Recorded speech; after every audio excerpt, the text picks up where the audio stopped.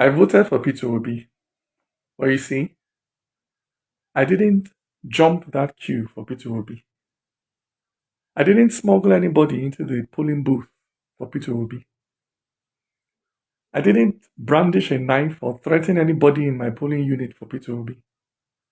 I did not snatch a ballot box, stuff a ballot box, break a ballot box for Peter Obi. I did not bribe anybody to change results for Peter Obi. I did not steal. I did not kill for Peter Obi. What I did for my candidate was stand in line. From 8 in the morning on Saturday till 8 in the morning on Sunday. And when the sun got too hot and I thought of going back home, I remembered shot to death on the train to Kaduna. And I stood. And when the heavens opened and poured down rain, and I thought of running to find shelter, I remembered. Stuck at home because of ASU strike. And I stood.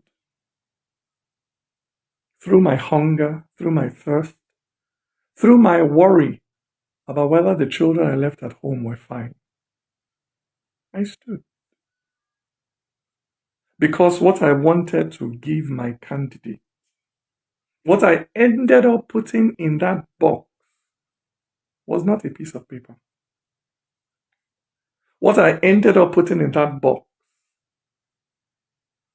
was my hope for a country where young people would not be so disillusioned by the actions of their own parents, of their own leaders, that they will be willing to risk crossing the Sahara Desert on foot just to escape.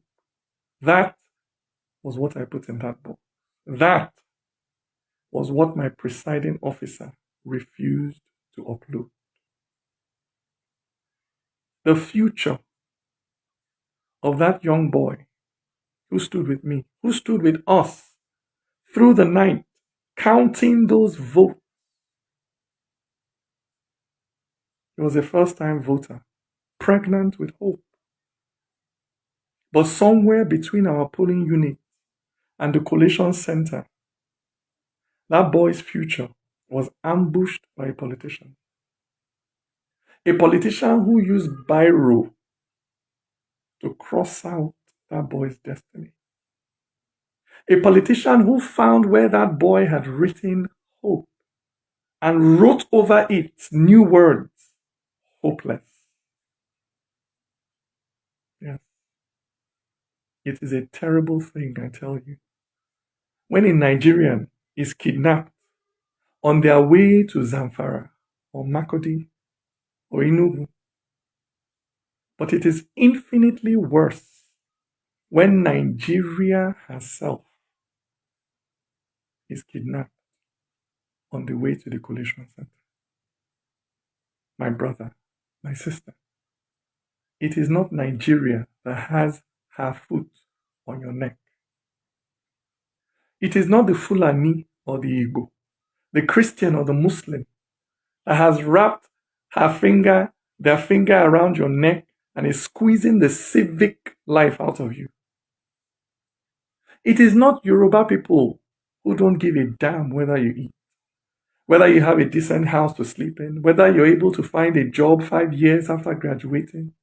It is not North or South that spends 8 years to build one bridge or to fix one pothole in the middle of the road. I tell you, my brother, my sister, it is that politician who is willing to kill, who is willing to steal to stay in office. That is your enemy.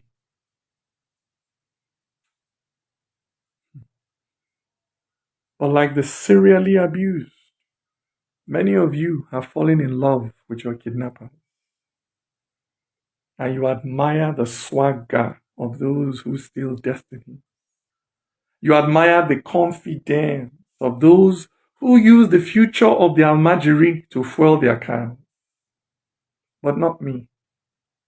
Me, I would rather be a gate man in heaven than a king in hell. Me, my heart will always be there, standing in line with that young boy, waiting patiently for that day when our hopes will come.